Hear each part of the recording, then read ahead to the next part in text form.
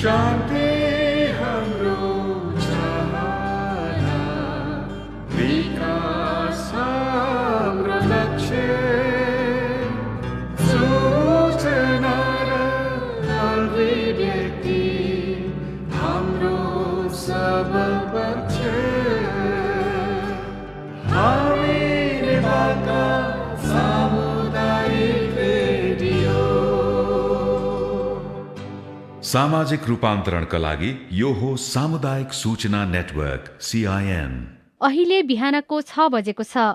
सामुदायिक सूचना network CIN बाट अब प्रसारण हुँदैछ साझा खबर।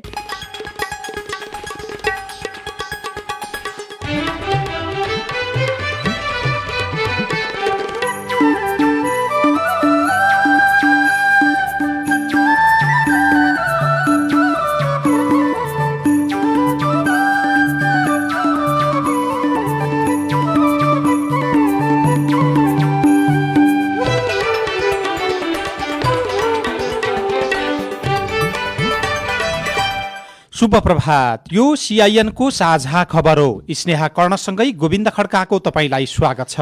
सामुदायिक रेडियोबाट देशैभरि एकैसाथ प्रसारण भइरहेको साझा खबर CINखबर.com र मोबाइल एप CIN बाट पनि सुन्न सकिन्छ। आज 2077 साल मङ्सिर 21 गते आइतबार डिसेम्बर 6 तारिक सन् 2020 नेपाल सम्वत 1141 मार्ग कृष्ण पक्षको षष्ठी तिथि। साझा खबरमा प्रमुख खबरका शीर्षकहरू। नेकपा विवाद बहुमत र अल्पमतको प्रक्रियामा प्रवेश। सचिवालयमा अडिएको तनाव स्थायी कमिटीमा आज छलफल गरिँदै संसदीय समितिले दिएका निर्देशनमा सरकारको व्यवस्था। नेपालमा कोभिड विरुद्धको खोप ल्याउने प्रक्रिया सुरु। 60 देखि 70% खोप लगाउनु पर्ने विज्ञहरूको तर्क। कोभिडले कृषिमा 12 अर्बको क्षति। रेलवे सुरक्षाको जिम्मा सशस्त्र प्रहरीलाई दिँदै गौतम बुद्ध अन्तर्राष्ट्रिय विमानस्थलको काम 93% पुरा। हिउँदे विपदको पूर्व तयारीमा सरकार। भारतमा सरकार र किसान बीचको वार्ता पुनः असफल। रुसमा कोरोना विरुद्धको खोप लगाउन सुरु। अफगानिस्तानसँगको वार्ता भङ्ग हुन सक्ने अमेरिकाको भनाई।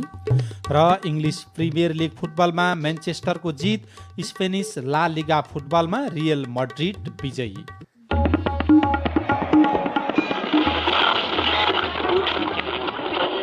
सयौं रेडियो, हजारौं रेडियो कर्मी र करोडौं नेपालीको माझमा यो हो सामुदायिक सूचना नेटवर्क CIN।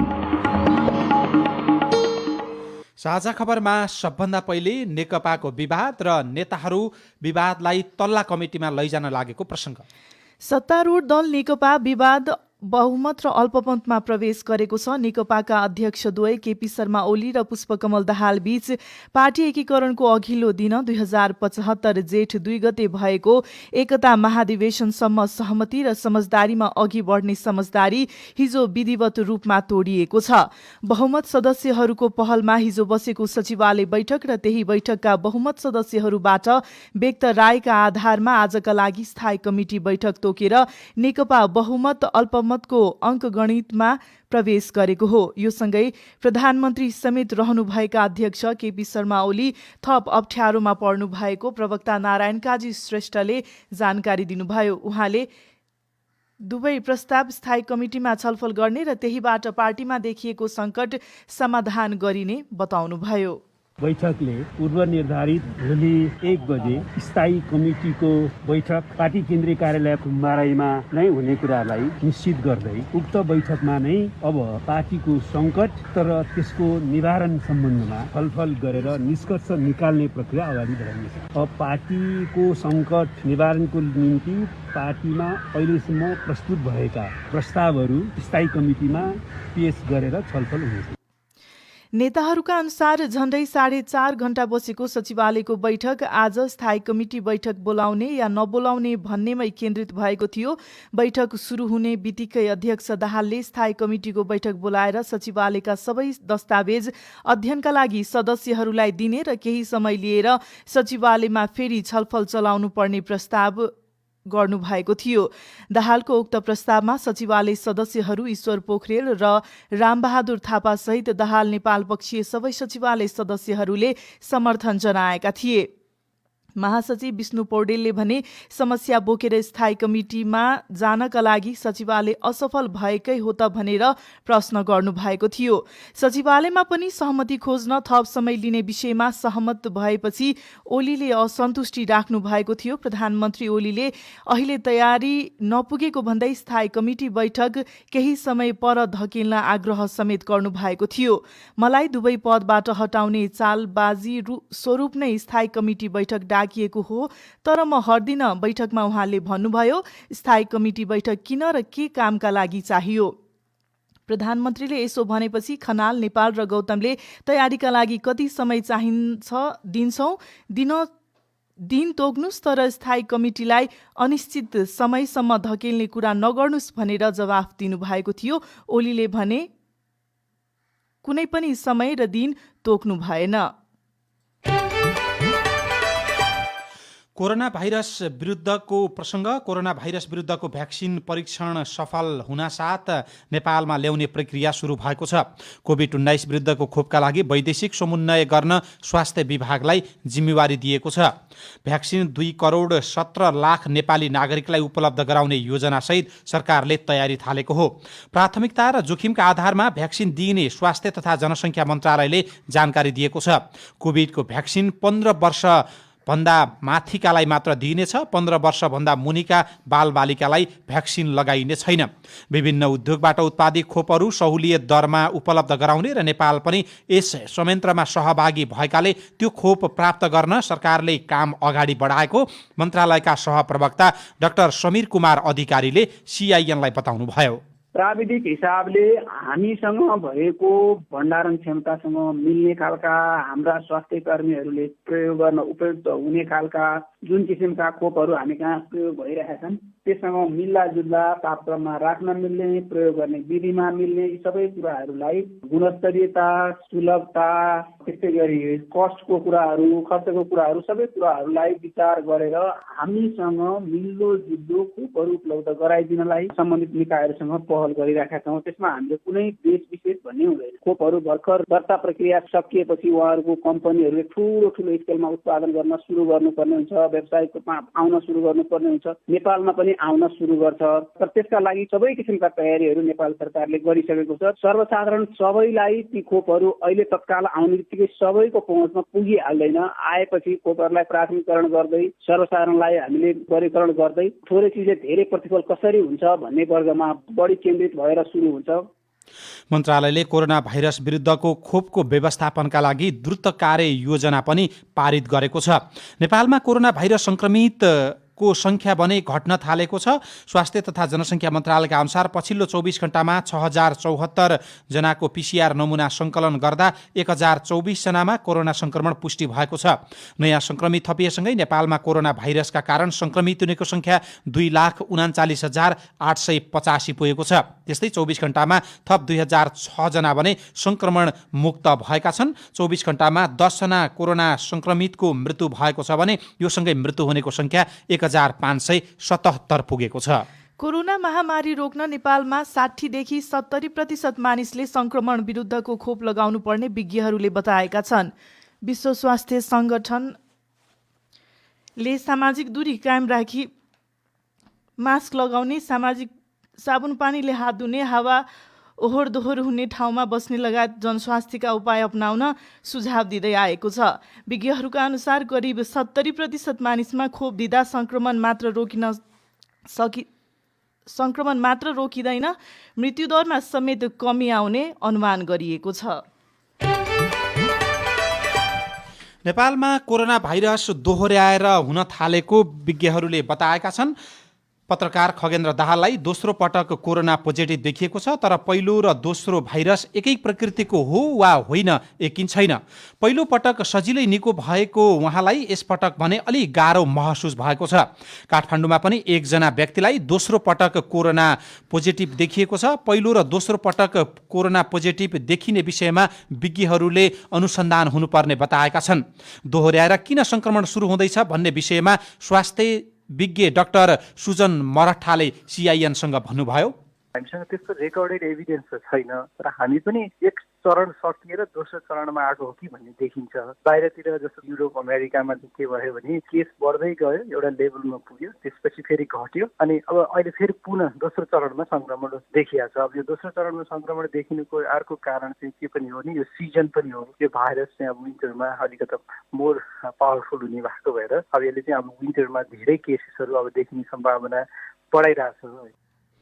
विज्ञहरूले भने दोस्रो पटक पोजिटिभ देखिनुमा पहिलो रिपोर्ट गलत हुन सक्ने पनि राय दिएका छन्। दुवै पटकका स्वाबसहित जिन सिक्वेन्सिङ गर्दा मात्रै पहिलो र दोस्रो पटकको कोरोना भाइरस एकिन हुने उनीहरूको राय छ। कोभिड-19 का कारण कृषि तथा पशुपालनमा करिब 12 अर्ब रुपैयाँ क्षति पुगेको एक सरकारी अध्ययनले देखाएको छ। तुलनात्मक रूपमा कृषि क्षेत्रमा कम प्रभाव परेको आकलन गरिए पनि राष्ट्रिय योजना आयोगले गरेको अध्ययनमा कोभिडका कारण कृषि तथा पशुपालन क्षेत्रमा गम्भीर असर पुगेको भेटिएको हो। 20% रहेको छ। किसानका लागि राहतसहित व्यवसाय सञ्चालनका लागि सहयोग गर्न अध्ययन टोलीले सुझाव समेत दिएको छ। कोभिडका कारण विगत र अहिलेको अवस्थामा परिवर्तन आएकोले योजनालाई पुनः प्राथमिकीकरण गर्नुपर्ने आवश्यकता पनि अध्ययनबाट औल्याइएको छ।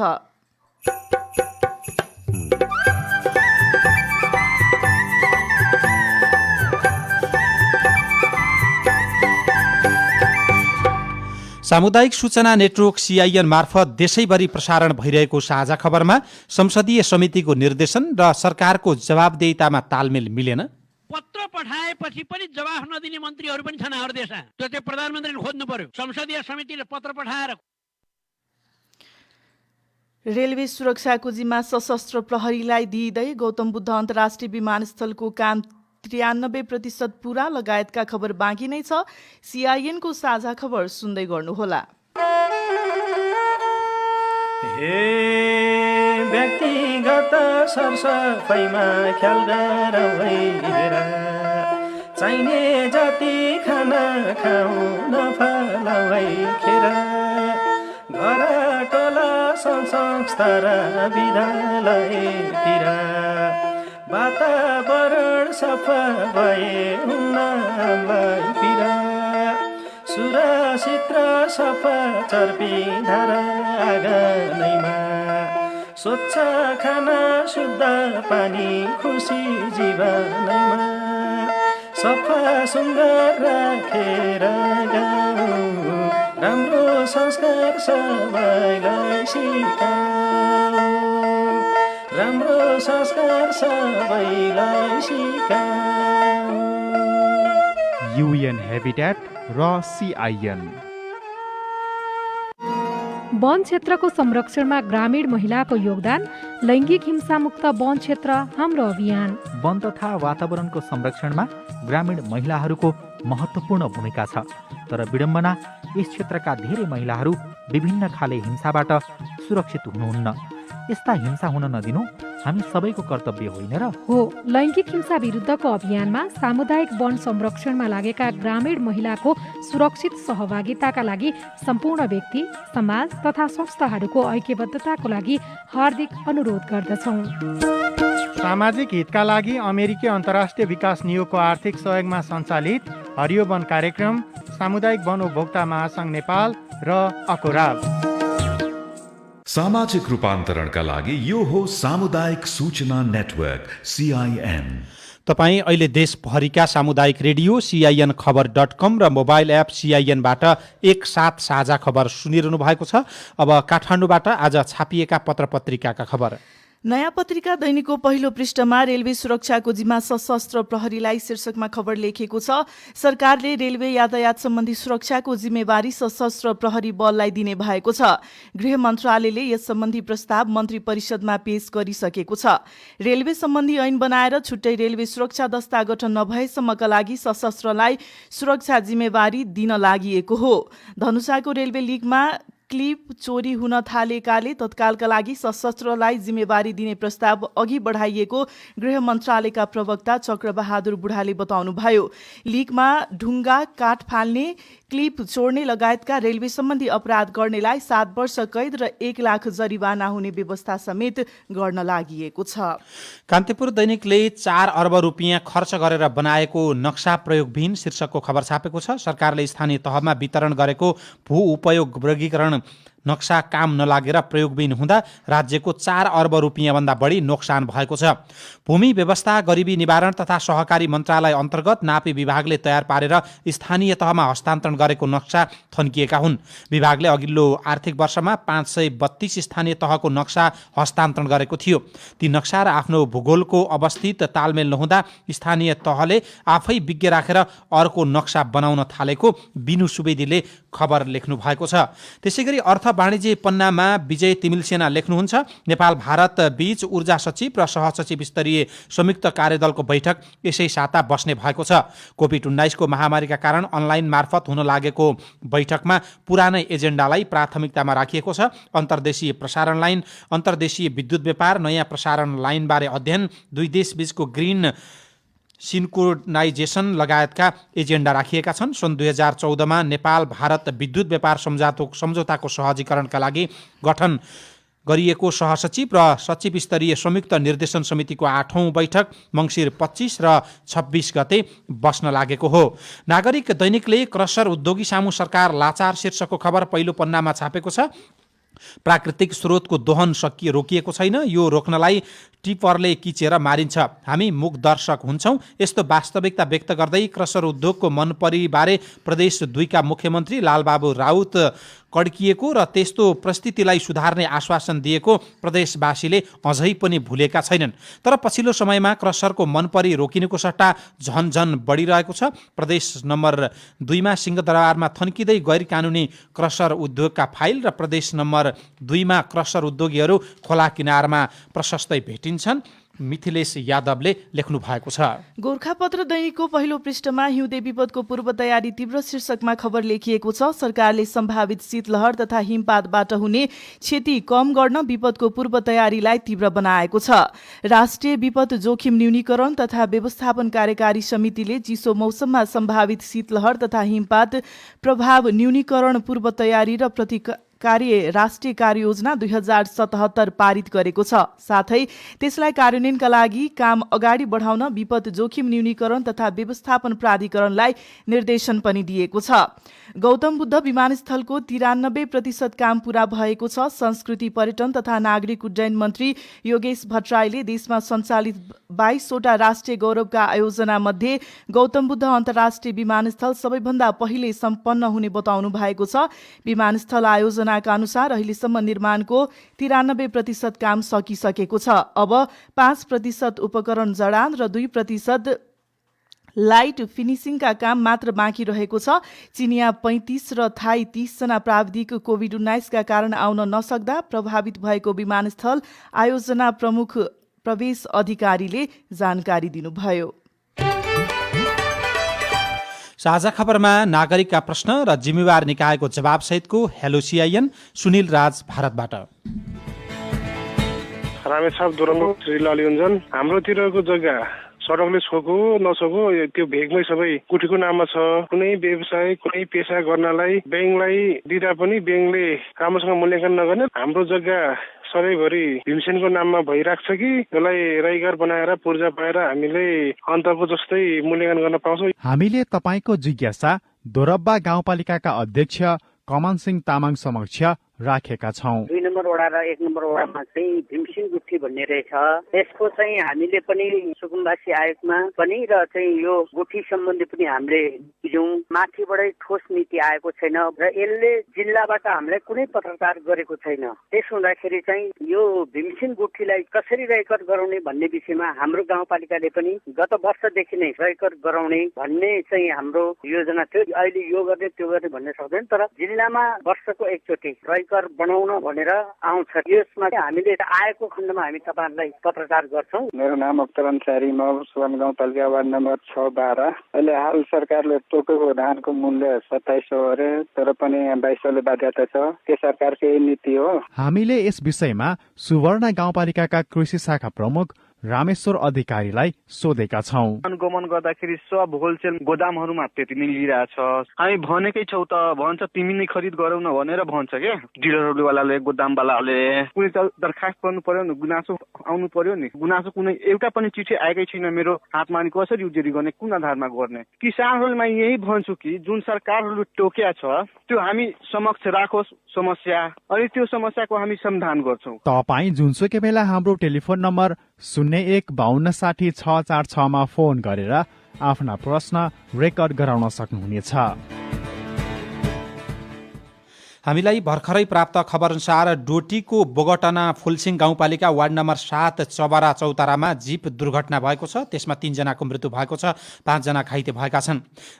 दिपायलबाट चौताराका लागि हिँडेको M1C550 नम्बरको जीप आज बिहान दुर्घटना भएको हो। दुर्घटनामा फर्सिङ गाउँपालिका वार्ड नम्बर 7 चौताराका वडा सचिव 28 वर्षका मन्जु त्रिपाठी, उहाँका सासुआमा र ग्रामीण जलस्रोत व्यवस्थापन परियोजना कार्यरत केआइसिङ गाउँपालिका वार्ड नम्बर 4 चने कैसैन निवासी कृषि प्राविधिक हरि भट्टको मृत्यु भएको प्रहरीको भनाइ उद्धृत गर्दै रेडियो त्रिवेणीले खबर पठाएको छ। उद्धारका लागि प्रहरी अहिले त्यसतर्फ गइरहेको पनि खबरमा उल्लेख छ। त्यसैगरी हुम्लाको सिमकोट गाउँपालिका 7 डाँडा फायाको जुबुका नजिकै शुक्रबार राति जीप दुर्घटना हुँदा 4 जनाको मृत्यु भएको छ।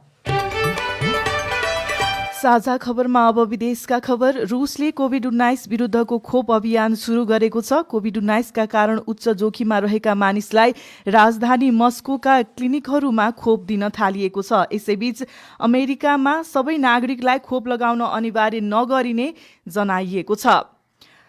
अमेरिकी विदेश मन्त्री माइक पोम्पियोले अफगानिस्तानमा जारी हिंसात्मक घटनाले शान्ति वार्ता असफल हुने चिन्ता व्यक्त गर्नुभएको छ। अफगान सरकार र तालिबान समूह बीचको वार्ता चलिरहेका बेला अफगानिस्तानमा हिंसा हुन नहुने उहाँको भनाइ छ। भारतमा आन्दोलित किसान र सरकार बीच भएको 5औं चरणको वार्ता पुनः असफल भएको छ। हिजो भएको वार्तामा सहमति हुन नसकेपछि 9 डिसेम्बरमा फेरि अर्को वार्ता हुने जनाइएको छ। अब खेलकुदका खबर। गौतम बुद्ध कप क्रिकेट हुने भएको छ। चैतमा कोभिड-19 को प्रकोप बढेताको यो पहिलो घरेलु राष्ट्रिय क्रिकेट प्रतियोगिता हुनेछ। धुर्मु सुन्तली फाउन्डेसनद्वारा निर्माण भइरहेको गौतम बुद्ध अन्तर्राष्ट्रिय क्रिकेट रङ्गशालामा मङ्सिर 27 देखि 30 गतेसम्म प्रतियोगिता हुने तय भएको छ।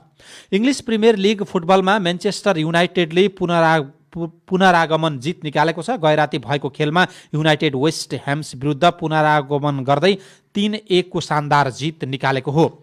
स्पेनिस ला लिगा फुटबलमा साबिक विजेता रियल मड्रिडले साँघुरो जित निकालेको छ। गैराती भएको खेलमा रियलले सोभियालाई 1-0 को गोल अन्तरले पराजित गरेको हो। र जर्मन बुन्डेसलिगा फुटबलमा साबिक विजेता बायर्न मुनिख र आरबी लाइप्जिगले बराबरी खेल्दै अङ्क बाँडेका छन्। 3 वर्षमा संसदीय समितिले कस्तो काम गरे? रेडियो रिपोर्ट, अरू खबर र कार्टुन पनि बाँकी नै छ। CIN को साझा खबर सुन्दै गर्नुहोला। महान्यायाधिवक्ताको कार्यालयको अनुरोध। जबरजस्ती करणी अर्थात् बलात्कार जघन्य अपराध हो। कुनै पनि महिलाको मन्जुरी नलिई यौनजन्य क्रियाकलाप गरेमा जबरजस्ती करणी गरेको मानिन्छ। करकाप, डर, त्रास वा प्रलोभनमा पारी, झुक्काई, अपहरण गरी वा शरीर बन्धक बनाई लिएको मन्जुरीलाई मन्जुरी मानिँदैन। याद राखौं, 18 वर्ष भन्दा कम उमेरको बालिकाको मन्जुरी लिई करणी गरेमा पनि जबरजस्ती करणी गरेको मानिनेछ। यस्ता कसुर गर्नेलाई जन्मकैदसम्मको सजाय हुन सक्छ। त्यस्तो अपराध गर्न सहयोग गर्ने, स्थानीय स्तरमा मिलाउने र पीडित वा परिवारलाई लोभ, लालच वा धम्की दिई घटना लुकाउनेलाई पनि सजाय हुने हुँदा यस्ता अपराधमा संलग्न नहुन सबैलाई जानकारी गराइन्छ। जबरजस्ती करणीको बारेमा थाहा पाउने जोसुकैले तुरुन्तै प्रहरीलाई सूचना दिई अपराध गर्ने व्यक्तिलाई कानुनी दायरामा ल्याउन सहयोग गर्नु हुन सबैमा अनुरोध गर्दछौं। युनिसेफ संघको सहकार्यमा महान्यायाधिवक्ताको कार्यालय। प्रसूति एक विशेष अवस्था हो। कोरोना भाइरस कोभिड-19 महामारीको समयमा यस अवस्थालाई अझ बढी ध्यान दिनुपर्दछ। गर्भवती तथा सुत्केरीलाई पनि कोरोना भाइरसको संक्रमण हुन सक्छ। जुनसुकै अवस्थामा पनि गर्भवतीलाई विशेष हेरचाह र स्याहार चाहिन्छ। बच्चा जन्माउने बेलामा पनि खतराका लक्षणहरू देखिन सक्छन्। 8 घण्टा भन्दा बढी लामो सुत्केरी व्यथा लाग्नु, बच्चाको पहिला हात, खुट्टा वा नाल निस्कनु, गर्भवतीको हात खुट्टा अररो भई काँप छुट्नु वा मुर्छा पर्नु, बच्चा जन्माउनु अघि अथवा बच्चा जन्मिसकेपछि पनि धेरै रगत बग्नु। यस्ता लक्षणहरू देखा परेमा तुरुन्तै नजिकैको स्वास्थ्य संस्थामा जाँच्न लैजानुपर्छ। समयमै खतराका लक्षणको पहिचान गरी गर्भावस्थालाई सुरक्षित बनाऊ। कोभिड-19 सम्बन्धी कुनै पनि जिज्ञासा भएमा पैसा नलाग्ने कल सेन्टर 1115 वा 1133 मा सम्पर्क गरौँ। राष्ट्रिय स्वास्थ्य शिक्षा सूचना तथा सञ्चार केन्द्र र UNFPA द्वारा जनहितमा जारी। सामाजिक रूपान्तरणका लागि यो हो सामुदायिक सूचना नेटवर्क CIN। साझा खबरमा अब संसदीय समितिको कामको कुरा। संसद सरकार बनाउने मात्रै होइन, सरकारले गरेका कामहरूको अनुगमन, निगरानी र बिग्रिएका कामहरू सच्याउन निर्देशन दिने थलो पनि हो। त्यसका लागि संसदीय समितिहरू हुन्छन्। तर संसदीय समितिहरूले बितेको 3 वर्षमा प्रभावकारी रूपमा काम गर्न नसकेको स्वीकार गरेका छन्। जो नेपाल भारत सीमा सम्बन्धमा, नेपाल चीन सीमा सम्बन्धमा विभिन्न समयमा विभिन्न ढंगले कुराहरू उठेका छन्। अन्तर्राष्ट्रिय सम्बन्ध समितिका सभापति पवित्रा निरौला खरेल दुई छिमेकी देशहरूसँगको सीमा विवाद लगायत अन्य देशहरूसँगको सम्बन्धका विषयमा समितिले पटक पटक बैठक बसेर सरकारलाई निर्देशन दिएको छ। तर कतिपय निर्देशनहरू कार्यान्वयन भएको छैन। सरकार र समितिको नेतृत्व गर्ने मानिस एउटै दलको हुँदा भने जसरी काम हुन नसकेको हो भन्ने प्रश्नमा खरेल भन्नुहुन्छ। मलाई त्यस्तो लाग्दैन। अहिलेसम्म जुन हामीले गरेका निर्णयहरूमा आफ्नो समितिले गरेको निर्णयलाई एकदमै वफादारीका साथ अगाडि सार्ने काम चाहिँ हामीले गरेका छौं। राष्ट्रिय सभाको दिगो विकास तथा सुशासन समितिले गत वर्षसम्म 33 वटा कार्यक्रम गरेको छ भने झण्डै 70 वटा बैठकहरू सम्पन्न गरेको छ। विशेषतः समितिले दिगो विकासको लक्ष्य हासिल गर्न र ठूला गौरवका आयोजनाहरूको काममा गुणस्तरीयताका लागि भूमिका खेलिरहेको बताएको छ। संसदीय समितिहरूको कामलाई प्रभावकारी बनाउन समितिहरू बीच नै समन्वयको आवश्यकता रहेको सभापति तारादेवी भट्ट बताउनुहुन्छ। हुन त अन्य समितिहरूको पनि आफ्नो विशेष भूमिका छन् र हामीहरू बीचमा समन्वय हुनु धेरै जरुरी छ भन्ने मलाई लागेको छ। समितिले आफ्नो कार्यविधि बनाई बैठक व्यवस्थापन र सञ्चालन गरिरहेको छ। प्रत्यायोजित व्यवस्थापन तथा सरकारी आश्वासन समितिका सभापति रामनारायण बिडारी आफ्नो समितिले दिएको अधिकांश निर्णय कार्यान्वयन भएको दावी गर्नुहुन्छ। तर कतिपय मन्त्रीले जवाफ नफर्काएको अनुभव पनि उहाँसँग छ। लागू गर्नेमा को भन्दा कृषि मन्त्रालयले लागू गरेका छ, भूमि सुधार, उद्योग, सञ्चारले निर्देशन पालना गर्यो। अनि पत्र पठाएपछि पनि जवाफ नदिने मन्त्रीहरू पनि छन् हाम्रो देशमा। त्यो चाहिँ प्रधानमन्त्रीले खोज्नु पर्यो। संसदीय समितिले पत्र पठाएर कुरा सोध्छ, समितिमा बोलाउँदा नआउने मन्त्री पनि छन्। एसिड पीडितका पक्षमा बलात्कार विरुद्ध तथा अन्य लैंगिक हिंसा विरुद्ध कडा कानून बनेको छ। त्यसमा आफ्नो समितिको भूमिका महत्वपूर्ण रहेको कानून, न्याय तथा मानवाधिकार समितिका सभापति कृष्ण भक्त पोखरेलको भनाइ छ। तर कार्यान्वयन फितलो हुँदा काम प्रभावकारी देखिएको छैन। अब अहिले के अवस्था छ भन्ने कुरामा अब हामी अहिले बीचमा अब यी चाडपर्व कोभिडले पनि हामीले निरन्तर काम गर्न सकेनौं, तर हामी गर्छौं। विधान व्यवस्थापन समितिका सदस्य ठगेन्द्र प्रकाश पुरी भने बनेका कानूनलाई तल्लो तहसम्म पुर्याउन नसक्दा संसद र सांसदहरूले गरेको काम देखिन नसकेको टिप्पणी गर्नुहुन्छ। यो संसदले मात्रै कानून बनाउने होइन नि त, सबै स्थानीय तहले कानून बनाउँछन्, प्रदेश सभाले चाहिँ कानून बनाउने भएको हुनाले सबै राजनीतिक दलहरूले एउटा कानून सम्बन्धी छलफल गर्ने, तलदेखि माथिसम्म चाहिँ संरचना सिर्जना गर्न सक्यो भनेपछि यसले दुईटा फाइदा हुनेछ। एउटा बन्दै गरेको कानून पनि जनताको प्रतिनिधित्व हुने गरी चाहिँ राम्रो बन्नेछ। अर्कोतिर जो दलीय राजनीतिक पार्टीका चाहिँ क्याडरहरू चाहिँ त्यसमा सक्रिय हुन्छन् नि, अब यो कानून बनाउने ठाउँमा आउने उनीहरूको धरातल निर्माण हुनेछ। संघीय संसदले 3 वर्ष गुजारे पनि संसदीय समितिहरूले 2.5 वर्ष मात्रै काम गर्न पाएका छन्। यो बीचमा जनहितका पक्षमा थुप्रै निर्णय र निर्देशन भए पनि कार्यान्वयन पक्ष फितलो हुँदा संसदीय समितिहरूको भूमिका कमजोर देखिएको छ। गीता चिमौरिया, CIN, काठमाडौँ। अब के खबर संक्षेपमा। सुत्केरी र श्रीमती शहीद मैना दिनको छोरीलाई न्यानो बनाउन काठमाडौँ गोकर्णेश्वर 2 नयाँ पार्टी बस्दै आउनुभएका डोचे शेर्पा बुधबार साँझ कोठा बाहिर मकल बाल्नुभयो। धुवा कम भएपछि मकल कोठामा लग्नुभयो। कोठामा लगेपछि निसासिएर श्रीमती सहित छोरीको मृत्यु भएको छ। झ्यालडोका बन्द गरेर कोठा तताउँदा हरेक वर्ष 200 भन्दा बढीको मृत्यु हुने गरेको अध्ययनले देखाएको छ। सरकारले आर्थिक वर्ष 2074-75 देखि चालु आर्थिक वर्षको अहिलेसम्म सबै स्थानीय तहका न्यायिक समितिमा परेका उजुरीको विवरण आजसम्म पठाइसक्न निर्देशन दिएको छ। 753 वटै स्थानीय तहका न्यायिक समितिको क्षमता विकास सम्बन्धी कार्यक्रम तर्जुमा गर्नका लागि आजसम्म विवरण उपलब्ध गराउन भनिएको संघीय मामिला तथा सामान्य प्रशासन मन्त्रालयले जनाएको छ।